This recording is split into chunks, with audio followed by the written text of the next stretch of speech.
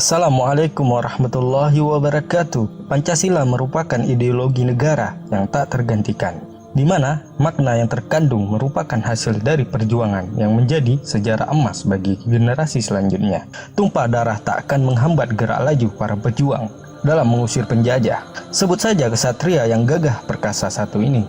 Beliaulah yang tak henti-hentinya membakar jiwa-jiwa yang lelah. Dialah sang singa yang menerkam jiwa-jiwa serakah. Dialah pahlawan yang akan selalu dikenang sepanjang masa. Sang kesatria itu bernama Muhammad Shahab.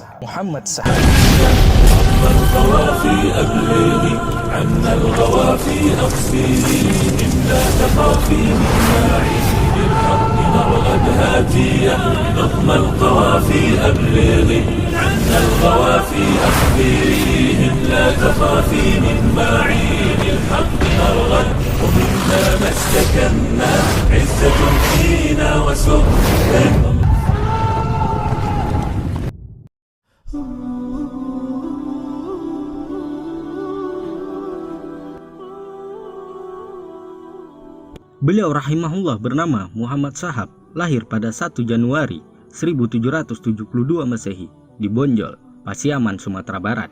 Beliau lahir dari keluarga yang dihormati.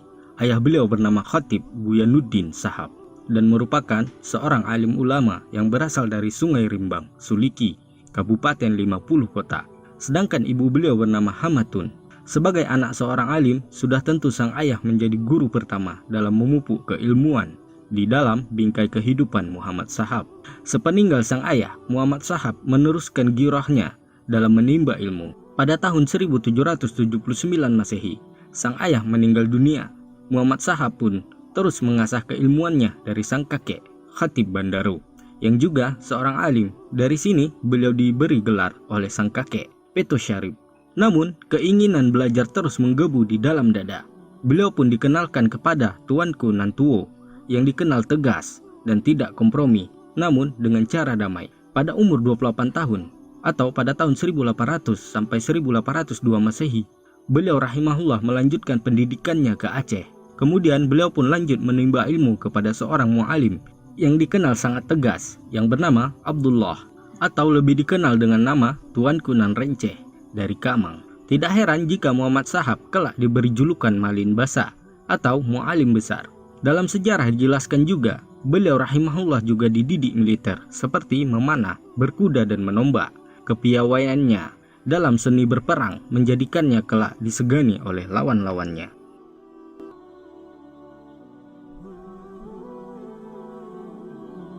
Sebagai seorang yang sudah mempelajari banyak tuntunan ilmu, Muhammad Shahab atau Peto Syarif mencoba mendakwahkan kepada orang-orang alahan panjang untuk meninggalkan kebiasaan yang tak sesuai dengan syariat Islam. Bersama sang kakek, Peto Syarif terus berusaha demi kedigdayaan sebuah negeri yang berlandaskan kitabullah dan sunnah Rasulullah Sallallahu Alaihi Wasallam. Namun usaha beliau tidaklah mudah. Hal ini membuat beliau rahimahullah pindah ke Bonjol bersama Khatib Bandaru. Di sana beliau mulai menebarkan ilmu yang hak kepada orang-orang yang ikut dalam pengajiannya. Semakin lama orang-orang mulai bertambah banyak dan sangat menikmati pencerahan yang disiarkan oleh Muhammad Shahab. Hal ini menjadikan Bonjol sebagai pusat keagamaan yang sukses. Para murid beliau kembali ke daerah mereka masing-masing. Hal ini membuat gerakan dakwah semakin membesar, sehingga membuat kaum adat semakin khawatir. Setelah meninggalnya Khatib Bandaru, Muhammad Shahab terus berdakwah menyampaikan kebenaran meski mendapat pertentangan dari kaum adat. Tuanku Nan Renceh sebagai pimpinan kaum Padri pun pergi ke Bonjol, lalu memerintahkan untuk membangun benteng di Bonjol, serta mengangkat Muhammad Shahab sebagai imam besar di Bonjol. Dari sinilah julukan Imam Bonjol tersemat kepada beliau.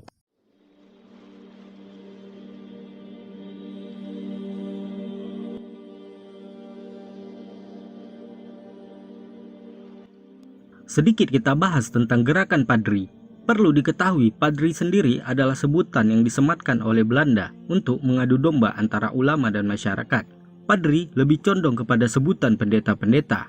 Sebutan ini juga sering diungkap oleh sejarawan dalam permasalahan antara pemeluk Nasrani dulu. Oleh karena itu, para pejuang gerakan ini lebih senang menyebut diri mereka muwahhidin atau kaum yang konsisten dalam ajaran tauhid. Sementara Padri yang dikenal sekarang lebih kepada gerakan orang-orang yang berpakaian serba putih yang melawan kaum adat untuk pemurnian agama.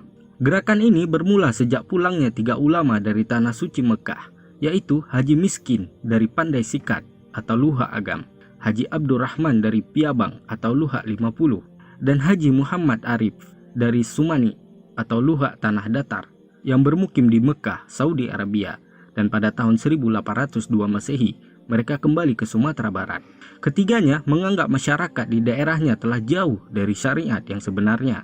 Oleh karena itu, mereka pun memulaikan dakwah. Namun langkah mereka mendapat pertentangan. Haji Muhammad Arifin di Sumani mendapat tentangan hebat di daerahnya, sehingga terpaksa pindah ke Lintau.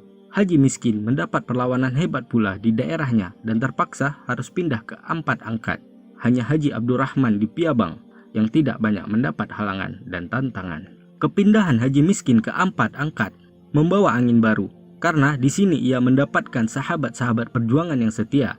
Di antaranya yaitu Tuanku Nan Renceh di Kamang, Tuanku di Kubu Sanang, Tuanku di Ladang Lawas, Tuanku di Koto di Padang Luar, Tuanku di Galung, Tuanku di Koto Ambalau, Tuanku di Lubuk Aur. Itulah 7 orang yang berbai'ah, berjanji sehidup semati dengan Tuanku Haji Miskin. Jumlah para ulama yang berbai'ah ini menjadi 8 orang, yang kemudian terkenal dengan sebutan Harimau Nan Salapan. Eksistensi Harimau Nan Salapan semakin kuat baik dari segi militer dan keagamaan.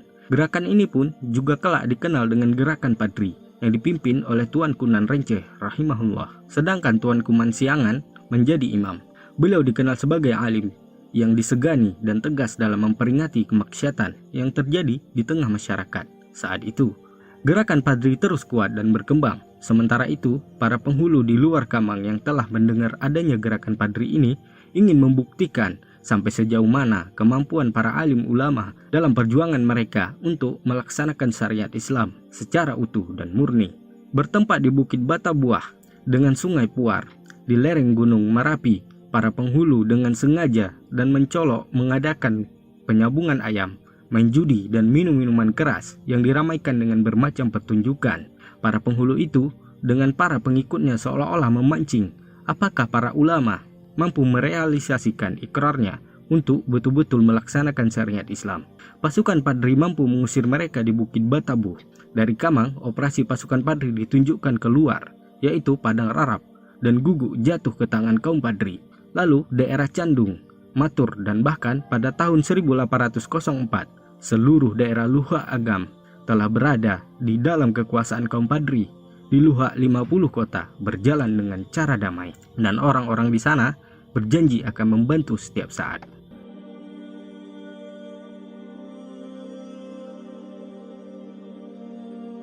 Dengan berkuasanya kaum Padri, maka daerah-daerah yang berada di dalam kekuasaannya diadakan perubahan struktur pemerintahan, yaitu pada setiap nagari diangkat seorang imam dan seorang qadhi. Imam bertugas memimpin peribadatan seperti sembahyang 5 waktu, sehari semalam, puasa, dan lain-lain yang berhubungan dengan masalah-masalah ibadah. Qadhi bertugas untuk menjaga kelancaran syariah Islam yang dijalankan, dalam arti kata lebih luas, dan menjaga ketertiban umum. Di daerah Luhak Tanah Datar antara pasukan Padri dengan pasukan Raja berjalan sangat alot. Perebutan daerah Tanjung Barula, salah satu jalan untuk masuk ke pusat kekuasaan Minangkabau dari Luhak Agam, sering berpindah tangan. Terkadang dikuasai pasukan Padri, terkadang dapat direbut kembali oleh pasukan Raja. Namun, kaum Padri semakin maju sehingga wilayah para penghulu semakin kecil. Untuk mencegah hal-hal yang lebih buruk bagi para penghulu, akhirnya atas persetujuan yang dipertuan di Pagaruyung, Basa Empat Balai mengadakan perundingan dengan kaum Padri. Perundingan pun dilakukan di Nagari Koto Tengah tahun 1808 Masehi. Perundingan ini dipimpin oleh Tuanku Nan Lintau dari pihak Padri, dan dari pihak kerajaan, seluruh staf kerajaan hadir. Namun terjadi kisruh atau kesalahpahaman yang mengakibatkan gejolak perang yang dilakukan Tuanku Lelo, seorang bawahan Tuanku Lintau. Akibat dari aksinya ini, Tuanku Nan Renceh sangat marah kepada Tuanku Lintau. Ini membuktikan penyerangan yang dilakukan kaum Padri atas keluarga kerajaan bukanlah arahan dari pemimpin Tuanku Nan Renceh. Sehingga sebagian sejarawan mengatakan Tuanku Nan Renceh tidak memaafkan aksi yang menewaskan hampir seluruh staf kerajaan. Pergerakan Padri bertambah sangat kuat setelah Tuanku Nan Renceh mengangkat Tuanku Mudo atau Muhammad Sahab menjadi imam di Bonjol dan menginstruksikan membuat benteng di Bonjol. Perjuangan pemurnian Islam yang direalisasikan oleh Imam Bonjol semakin hari semakin berkembang di daerah sekelilingnya, termasuk di Pasaman dan di Tapanuli Selatan. Di Tapanuli Selatan, Tuanku Rawu dan Tuanku Tambusi sebagai pemimpin gerakan Padri berjalan dengan sangat berhasil tanpa menghadapi perlawanan yang berarti. Daerah-daerah di sini begitu setia untuk menjalankan syariat Islam secara penuh sesuai dengan misi yang diemban oleh gerakan Padri. Pada tahun 1820, pimpinan Padri yakni Tuanku Nan Renceh wafat dan kepemimpinan pun beralih kepada Tuanku Mudo atau Tuanku Imam Bonjol sesuai kesepakatan bersama. Pada tahun 1821 Masehi, para penghulu yang mengatasnamakan kerajaan melakukan perjanjian dengan Belanda di Padang dengan nama Dupui untuk melawan kaum Padri.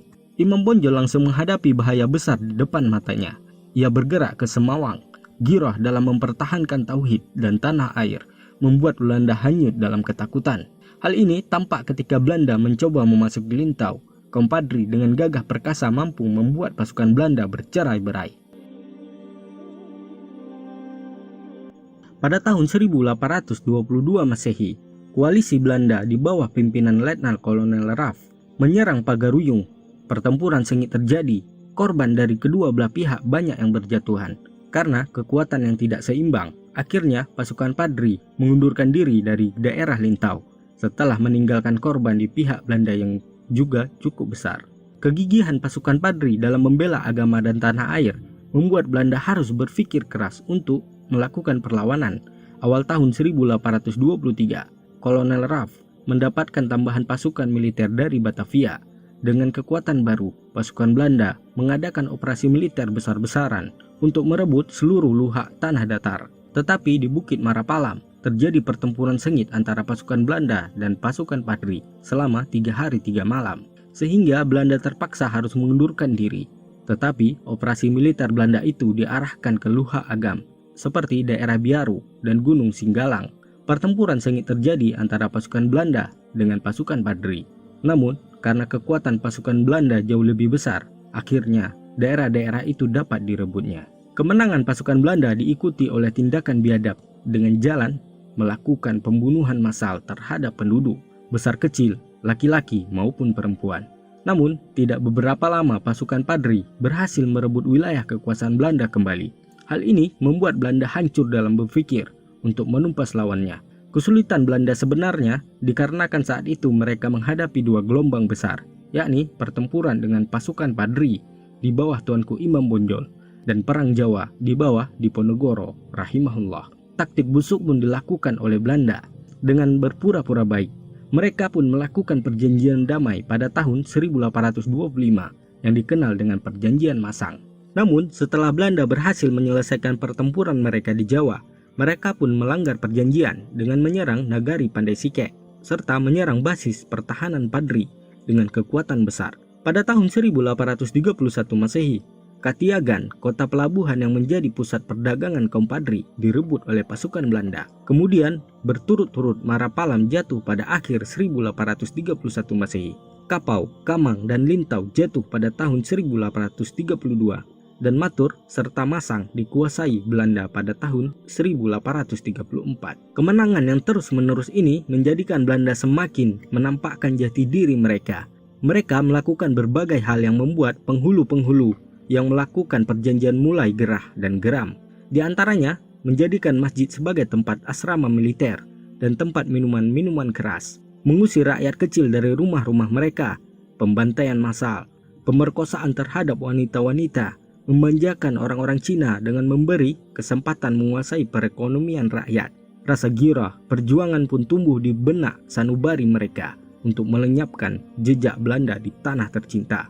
Namun kekuatan mereka tidaklah seberapa. Oleh karena itu, mereka pun bersatu dengan kaum Padri untuk mengusir penjajah Belanda. Terikatlah sebuah perjanjian di lereng gunung Tandikat pada 11 Januari 1833. Yang mengubah alur sejarah perjuangan seluruh rakyat bersatu melawan penjajah Belanda. Dan terkenal pula sebuah ungkapan emas yang dikenal sampai sekarang, yakni adat bersanding sarak, Sarak bersanding kitabullah. Maka dimulailah era emas, suatu peristiwa yang tak terlupakan, di mana kekuatan bersatu di Sumatera Barat dalam mengusir kejahatan penjajah yang dipimpin oleh Muhammad Sahab yang kita kenal dengan tuanku Imam Bonjol. يا شهيدا علمنا معنى العزة والإباء نراه نجما ساطعا يتراءى بالكبرياء نراه نجما ساطعا يتراءى بالكبرياء. Pertempuran sengit pun terjadi. Belanda yang haus akan kekuasaan langsung dipimpin oleh kolonel terbaik, Letnan Kolonel Vermeulen Krieger, mampu dihancur leburkan oleh pasukan Padri di daerah Sipisang, sehingga membuat banyak bala tentaranya menuju alam barzak. Kekuatan pasukan Padri membuat Belanda harus menentukan sikap bahwa mereka harus menjebol pusat kekuatan Padri di Bonjol.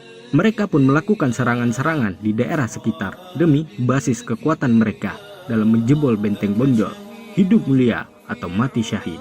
Itulah semangat juang rakyat yang tak mampu digeser oleh pemikiran orang-orang kufar. Di Bonjol yang merupakan markas besar pasukan Padri telah berkumpul komandan-komandan pasukan Padri yang datang dari daerah-daerah yang telah ditaklukkan oleh pasukan Belanda, yaitu dari Tanah Datar, Lintau, Buah Lima, Ulu Kuta, Agam, Rau, dan Padang Hilir. Semua bertekad bulat untuk mempertahankan markas besar di Bonjol sampai titik darah penghabisan. Hal ini membuat Belanda kelimpungan untuk menjebol benteng Bonjol. Mereka pun mensiasati dengan memblokade Bonjol agar suplai-suplai bahan makanan lumpuh total. Namun hal tersebut sia-sia. Pasukan Mujahidin mampu menyerang markas musuh dan menyita perbekalan-perbekalan yang ada. Pada tanggal 5 September 1835 Masehi, pasukan Bonjol menyerbu keluar benteng, menghancurkan kubu-kubu pertahanan musuh yang dibuat sekitar benteng. Dengan keberanian yang luar biasa, pasukan Padri menyerang benteng-benteng Belanda yang banyak menelan korban di kedua belah pihak. Setelah serangan dilakukan, pasukan Padri segera masuk kembali ke dalam benteng. Pada 16 Agustus 1837 Masehi, Belanda melakukan serangan besar-besaran dengan meriam dan pasukan kavaleri mereka di bawah panglima tertinggi Koklius dan mampu menjebol benteng Bonjol. Namun pasukan Belanda tidak menemukan Imam Bonjol dan pasukan setianya. Dalam pelarian dan persembunyiannya, Imam Bonjol serta pengawalnya masuk ke hutan-hutan, lembah, dan ngarai. Memang sangat melelahkan. Penderitaan dirasakan seperti kurangnya makanan, kurang tidur, sakit, dan lelah mengakibatkan para pengawalnya hampir-hampir mati semuanya. Dalam kondisi seperti ini, tiba-tiba datang surat tawaran dari Residen Perancis di Padang untuk mengajak Imam Bonjol berunding. Pada tanggal 28 Oktober 1837 Masehi, Imam Bonjol dengan stafnya keluar dari Bukit Gadang menuju Peluku.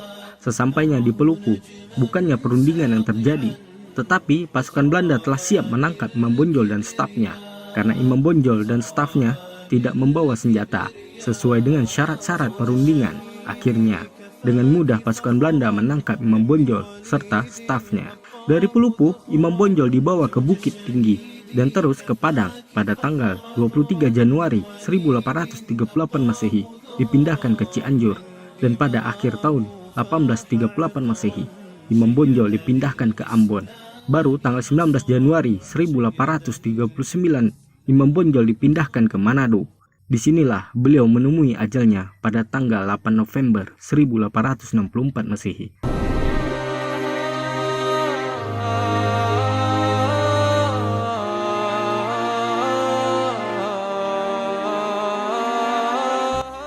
Namun, semangat juang pahlawan ini tidaklah sirna ditelan masa. Dialah tokoh pejuang yang menjadi inspirasi rakyat, dan sungguh keterlaluan orang-orang yang mempertanyakan sisi perjuangan kesatria satu ini. Tinta emas sejarah layak menuliskan namanya dalam bingkai perjuangan kemerdekaan Indonesia. Hingga Tuanku Imam Bonjol diangkat sebagai pahlawan nasional Indonesia berdasarkan SK Presiden Republik Indonesia pada tanggal 6 November 1973 Masehi.